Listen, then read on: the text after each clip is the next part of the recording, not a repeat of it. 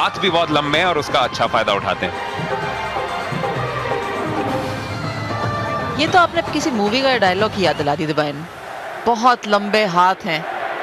कानून हमेशा कहा करता है ये बात। मुझे पता नहीं उन्होंने लॉ पढ़ा है कि नहीं, लेकिन शायद ऐसा ही हो सकता है। लॉ स्टूडेंट अगर हो तो वो जानते हैं कि कानून के हाथ बहुत लंबे होते हैं। चलिए आज से उनका निकनेम कानून डाल देते हैं। यहाँ पे किसका कानून चलेगा, बिट्टू का या मनजोत का? एक डबल टच मिल चुका है, यानी मनजोत के लिए एक और अंक। उन्होंने अपना 100% रिकॉर्ड इस मैच में बरकरार रखा और अभी भी इस मैच में बढ़त बनाए हुए खालसा वॉरियर्स की टीम।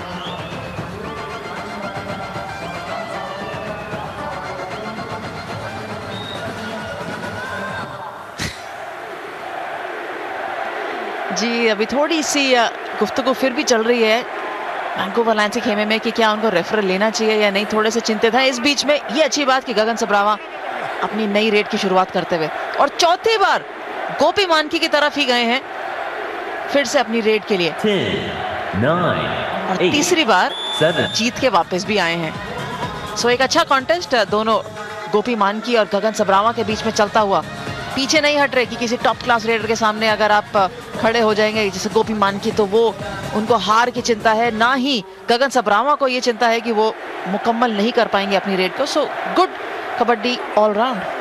जी हाँ, याद रखिए कि पहला क्वार्टर हो चुका है, यानी अब किसी भी टीम के ऊपर यह दबाव नहीं है कि आपको 5 खिलाड़ी यूज करने हैं रेड्स के लिए।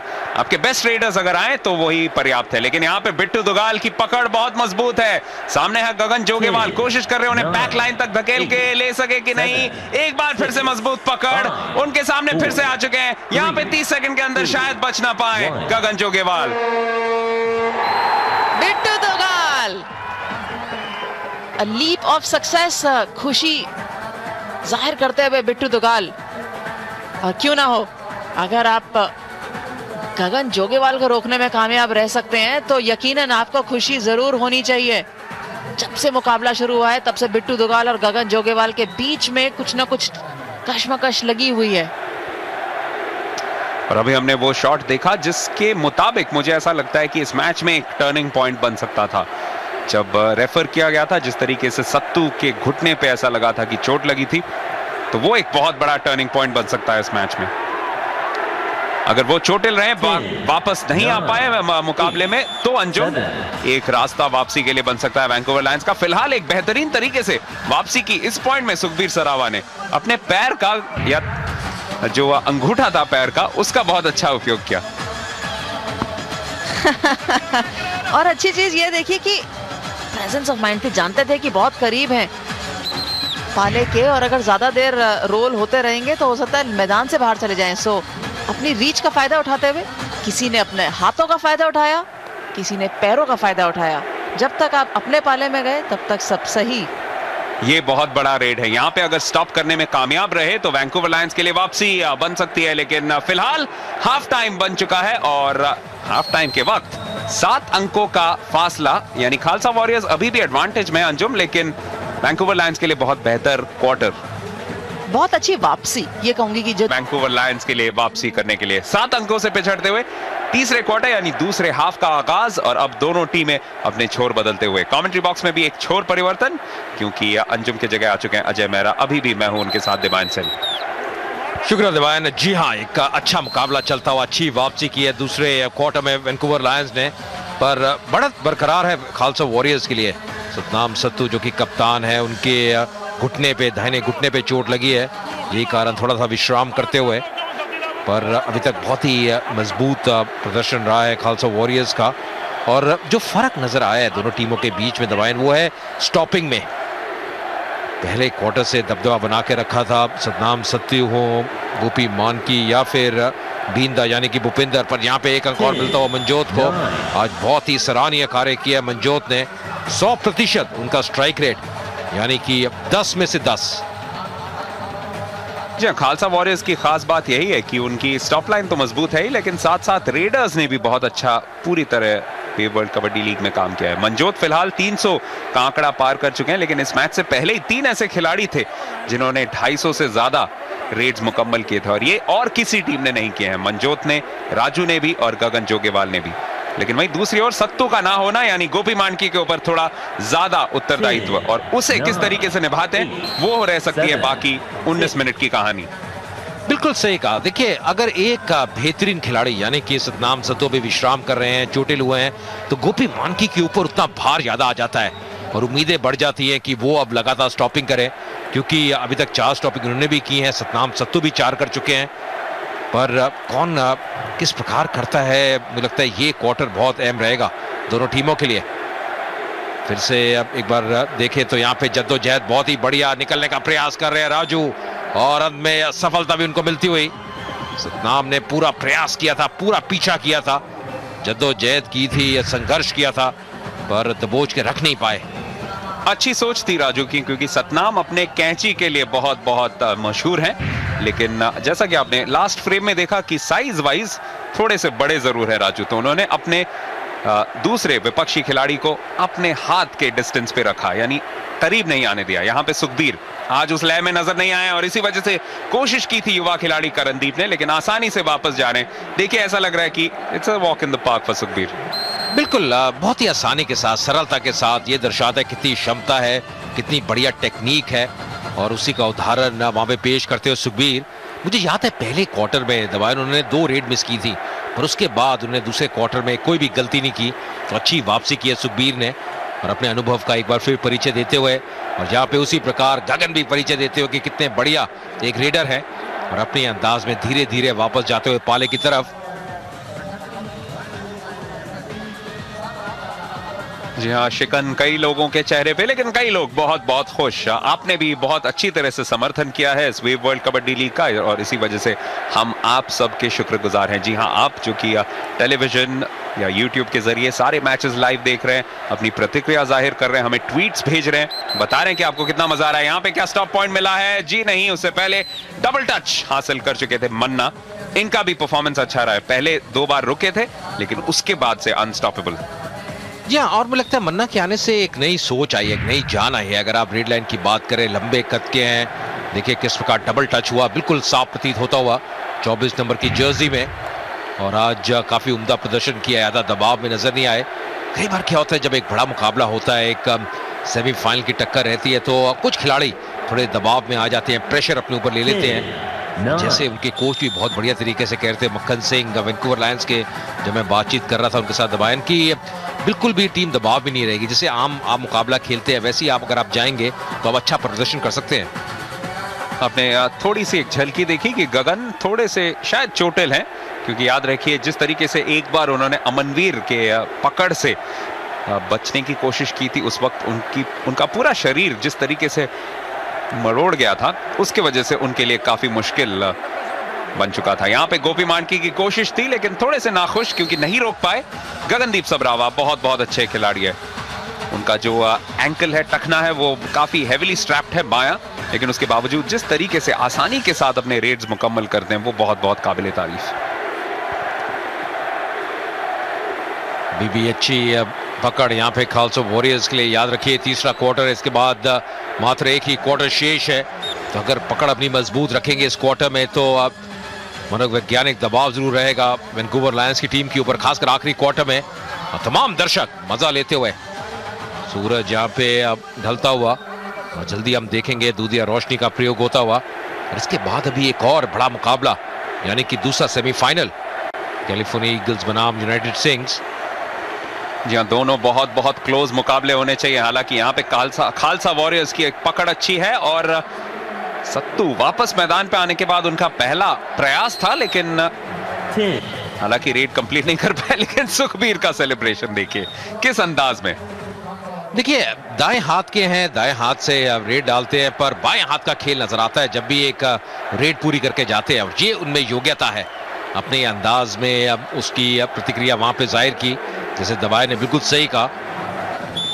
पर अच्छा मुकाबला चल रहा है। वैंकूवर लायंस ऐसा नहीं कि बहुत पिछड़ रही है, अभी भी जानते हैं 2 या 3 स्टॉपिंग कर लेंगे तो इस मुकाबले में वापस आ सकते हैं, और वो निर्भर करेगा नरेंद्र यानी कि बिट्टू दुगाल के ऊपर, चन्ना के ऊपर, अमनवीर के ऊपर कि कितनी जल्दी वो कर पाते हैं, और साथ साथ ज्यादा रेड भी मिस नहीं कर सकते। यहाँ पे एक बार फिर क्या पकड़ बना के रखेंगे, पीछा करने का प्रयास किया पर यहाँ पे बाजी मारी। जितना मैं गोपी मानकी का बहुत बड़ा प्रशंसक हूं, लेकिन उतना ही मुझे अब बहुत पसंद आने लगे हैं मन्ना। यहाँ पे देखिए, अपने कद का इतना अच्छा उपयोग किया। एक बार जब बचे, उसके बाद तेज रफ्तार के साथ पाले की तरफ भागे गए। तो भाई ना, आमतौर पर गोपी मानकी जब कैंची का प्रयोग करते हैं, वहां से निकलना इतना आसान नहीं, पर यह दर्शाता है कितनी काबिलियत है मनदीप में और कितनी बढ़िया तरीके से अपने आप को छुड़ाया। आमतौर पर बहुत ही बढ़िया पकड़ रहती है गोपी मानकी की, अजगर जैसी पकड़। यहाँ पे एक अंक और मिलता हुआ राजू को डबल टच के कारण। राजू की भी आज बहुत ही उम्दा परफॉर्मेंस रही है, लगातार दबाव डाल के रखा है स्टॉप लाइन के ऊपर वैंकूवर लायंस की। जी हाँ, एक तरफ सत्तू थोड़े से चोटिल हुए थे, दूसरी ओर गगन जोगेवाल भी ज्यादा रेड्स पहले 2 क्वार्टर्स के बाद नहीं कर पाए हैं, यानी काफी अधिक रिस्पॉन्सिबिलिटी रही है जसमनप्रीत राजू और मनजोत माछीवाड़ा जैसे खिलाड़ियों के ऊपर। गगनदीप सबरावा दूसरी ओर, पिछला रेड उन्होंने बड़ी आसानी से किया था, लेकिन यहां पे फंस सकते हैं। जिस तरीके से बेहतरीन पकड़ है, शायद बचना उनके लिए मुश्किल बन सकता है और कोशिश करेंगे बैकलाइन से धकेलने का। बेहतरीन प्रयास। ऐसा लग रहा है कि ये रेड पॉइंट गगनदीप के ही पक्ष में जा सकता है। ऑफिशियल रेफरल चाहते हैं, पर मुझे ऐसा लगा कि शायद इस बार ये अंक जाए गगनदीप सबरावा के ही पक्ष में, जिस तरीके से उन्होंने बिल्कुल ऐसे ही धकेल के बाहर किया था।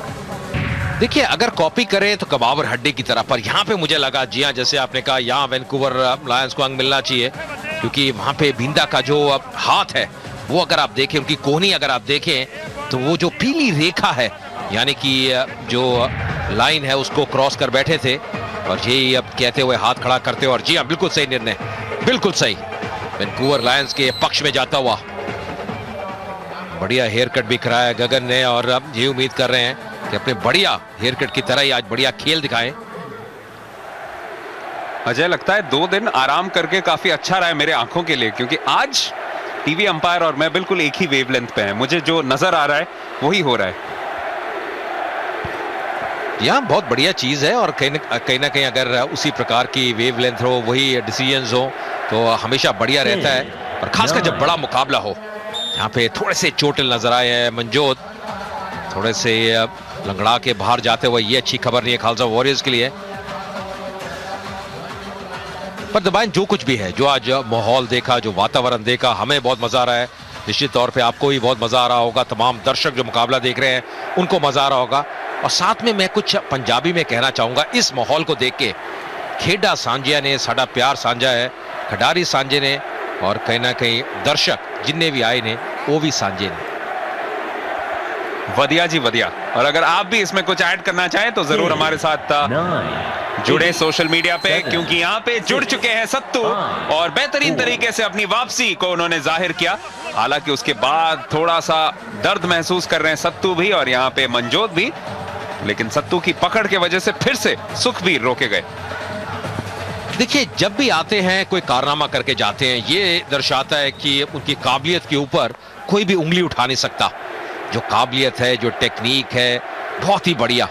और मैं जैसे बार बार कहता हूं, जब गोपी मानकी, सत्तू या फिर बिट्टू दोगाल स्टॉपिंग कर रहे हो, तो जितना भी युवा खिलाड़ी हैं जो सीखना चाहते हैं इस गेम को, जरूर एक बहुत बड़ी सीख है, उदाहरण पेश करते हैं ये खिलाड़ी, किस प्रकार आप बल्क और टेक्निक का प्रयोग कर सकते हैं।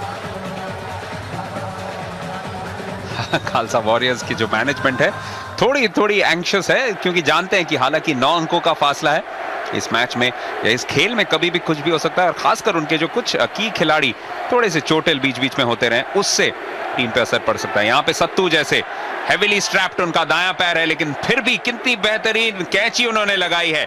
30 सेकंड के अंदर बच के निकलना है मन्ना को, लेकिन यहाँ पे हो सकता है मुश्किल हो जाए उनके लिए।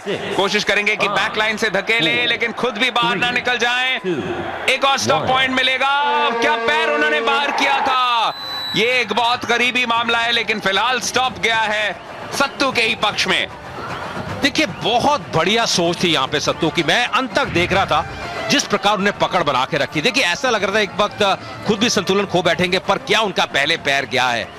जो ऑन फील्ड रेफरी हैं, ये अंक दिया खालसा वॉरियर्स को, पर एक एंगल जो मैंने अभी अभी देखा, ऐसा लग रहा है कि शायद सत्तू का भी पैर जो बैकलाइन है उसको क्रॉस कर चुका है।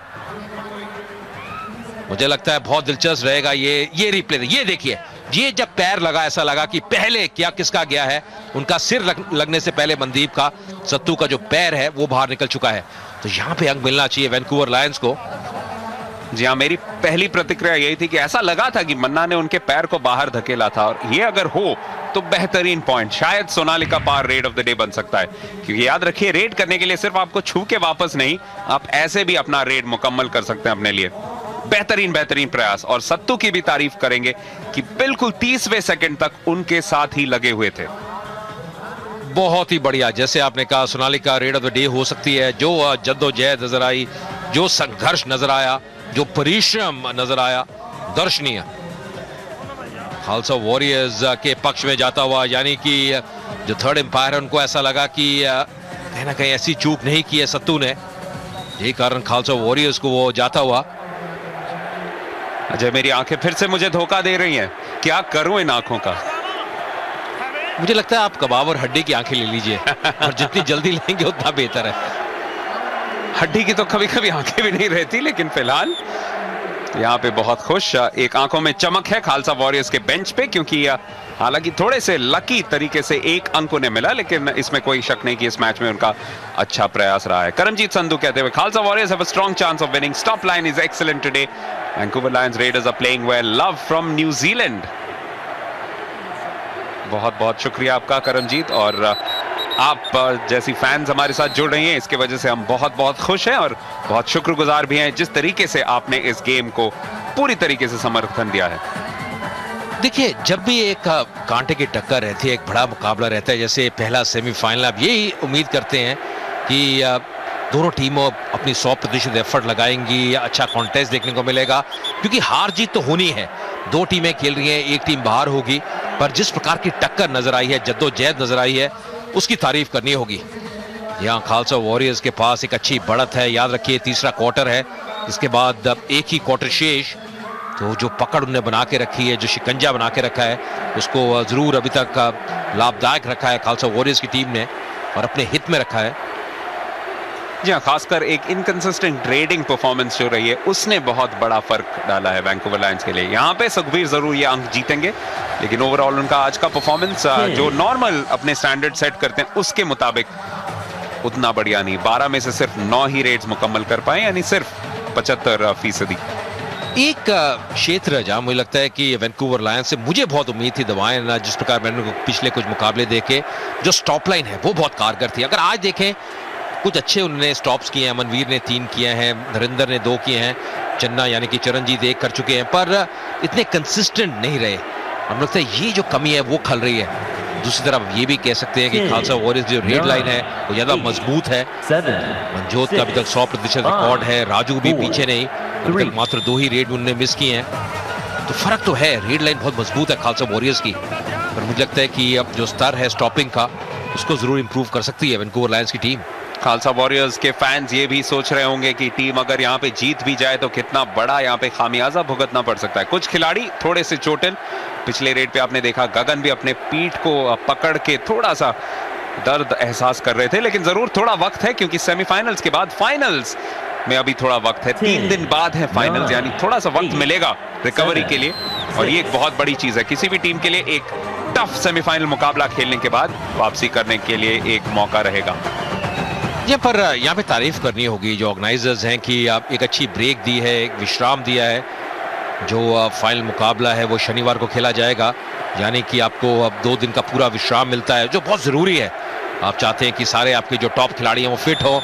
यहाँ पे एक बार फिर राजू ने बाजी मारी बहुत बढ़िया तरीके से, अपने आप को देखिए किस प्रकार डाइव लगाई, फोकस बिल्कुल केंद्रित था भाले की तरफ, हालांकि पीछे दौड़ रहे थे, पर अंत में संतुलन बना के रखा और एक अंक मिलता हुआ खालसा वॉरियर्स को। और पिछले कुछ स्टॉप के अटेम्प्ट्स में मुझे थोड़ी सी फ्रस्ट्रेशन नजर आई है वैंकूवर लायंस के लिए, क्योंकि इस क्वार्टर में एक भी स्टॉप नहीं हुआ है, यानी पिछले जितने भी प्रयास रहे हैं उसमें थोड़ी सी प्लानिंग की कमी साफ दिखाई दे रही है। तो यहाँ पे 1 या 2 स्टॉप्स करने पड़ेंगे वैंकूवर लायंस को अपनी कॉन्फिडेंस को वापस हासिल करने के लिए। यहाँ पे 1 अंक जीतेंगे सुखबीर, यानी 10 अंकों का फासला रहेगा। 5 स्टॉप्स अभी भी वापसी करा सकती है वैंकूवर लायंस के लिए इस मैच में, और उन्होंने ये कारनामा कई बार कर दिखाया, बल्कि कई टीम्स ने कर दिखाया ऐसे कारनामे।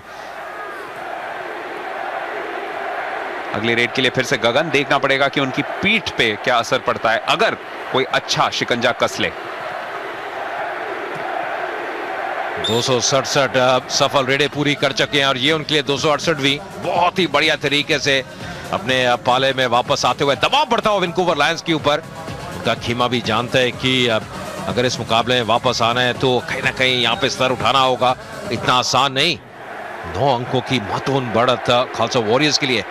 और सबसे बड़ी बात, महत्वपूर्ण बात की ज्यादा समय अब शेष नहीं इस तीसरे क्वार्टर में, लगभग थोड़ा 1 मिनट से ऊपर।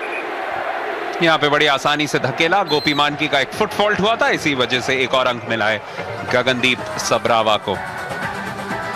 10 अंकों का फासला। ये बेहतरीन एक और हेयर स्टाइल सुच्चा का, यानी सुच्चा और गगनदीप दोनों कुछ नए नए हेयर स्टाइल्स लेके आए हैं और कुछ नयापन गेम में भी अगर आज आ जाता तो मजा ही आ जाता। लेकिन अभी भी मौका बन सकता है यहाँ पे वापसी का। जिस तरीके से राजू को पकड़ लिया है लेकिन बच निकले, बेहतरीन रेड, बहुत ही बढ़िया रेड और बहुत बढ़िया तरीके से पूरी की। मुझे लगता है दबायन जो तमाम अब हेयर स्टाइल देख रहे हैं इस टूर्नामेंट के बाद, मेरे जो साथी कमेंटेटर है दबायन, ये भी कुछ अपने हेयर स्टाइल में बदलाव लेके आएंगे क्योंकि बहुत प्रभावित है। अलग अलग देख रहे हैं, किसी ने स्टार बनाया हुआ है, किसी का बहुत ही फैंसी तरीके से हेयर कट हुआ हुआ है। दबायन इतना मुस्कुराते हैं, इतने खुश होते हैं कि मैं क्या बताऊं। यहाँ पे मुस्कुराहट किसके चेहरे पे आएगी, गोपी मानकी या सुखबीर? एक तरफ एक बेहतरीन रेडर, दूसरे तरफ एक उम्दा स्टॉपर। गोपी मानकी कोशिश कर रहे हैं अपने 5th स्टॉप के लिए, लेकिन यहाँ पे बच ही निकले सुखबीर आखिर। जी हाँ, बिल्कुल। और कहीं ना कहीं ये अच्छी रेड पूरी की है सुखबीर ने। आज काफी परिश्रम कर रहे हैं, जैसे कहते हैं परिश्रमी सौभाग्य का जननी है। हालांकि वैंकूवर लायंस की टीम अभी पिछड़ती हुई, संघर्ष में कोई भी कमी नहीं। गगन जोगेवाल एक बार फिर, ज्यादा समय नहीं इस क्वार्टर में, शायद हो सकता है ये सेकंड लास्ट रेड ही हो। सत्ती उनके सामने, क्या निकल पाएंगे? बहुत ही बढ़िया रेडर हैं। गगन के ऊपर नजर रखिए किस प्रकार धीरे धीरे पाले की तरफ बढ़ते हुए, और एक और सफल रेड पूरी की। और यही कह रहे हैं कि शायद उनके मुंह के ऊपर प्रहार हुआ है। याद रखिए, जब भी गर्दन के ऊपर प्रहार होता है तो एक टेक्निकल पॉइंट मिल सकता है और एक कार्ड भी दिया गया है यहाँ पे। काफी खुश मिजाज मौसम, लेकिन फिलहाल जिस तरीके से सत्ती ने रोकने की कोशिश की थी, इसलिए उन्हें एक वार्निंग के तौर पे एक कार्ड दिया गया। ये हो सकता है लास्ट रेड हो, या हो सकता है इसके बाद शायद एक और रेड का वक्त मिले। लेकिन मन्ना, ओ ये फिर से बहुत क्लोज। कौन पहले निकला? पहले मन्ना गए या पहले लसाड़ा गए? यहाँ पे हो सकता है कि टीवी रेफरल का इस्तेमाल किया जाए। देखिए, आज बहुत ही कुछ दिलचस्प और बहुत ही करीबी निर्णय हुए हैं। मुझे ऐसा लगा कि शायद ये अंक मिल सकता है, क्योंकि मनदीप के पक्ष में जा सकता है, क्योंकि क्या पहले वहां पे स्टॉपिंग करते हुए उनका हाथ नीचे लगा था। बहुत ही दिलचस्प करमजीत है वहां पे स्टॉपर। मुझे इनका खेल बहुत पसंद आया और कहना पड़ेगा कि एक बार ऐसा लगा था कि अंक उन्होंने जीता था सत्तू के खिलाफ, लेकिन अल्टीमेटली टीवी अंपायर ने ये जो फैसला था वो दिया था खालसा वॉरियर्स के पक्ष में। यहाँ पे आखिरी रेड पे जद्दोजहद बेहतरीन, लेकिन बेहतरीन तरीके से जीता इसे जसमनप्रीत राजू। जी, और जीता भी और बढ़त भी काफी मजबूत। 11 अंकों की बढ़त यहाँ पे खालसा वॉरियर्स के लिए। तो अपनी पकड़ बना के रखी है, दबदबा बना के रखा है। देखिए किस प्रकार ये आखिरी रेड पूरी की राजू ने, अंत में डाइव लगाते हुए। बहुत ही बढ़िया प्रयास और एक अच्छी बढ़त कह सकते हैं। बड़ा मुकाबला है, पहला सेमीफाइनल, और जी हाँ, बहुत ही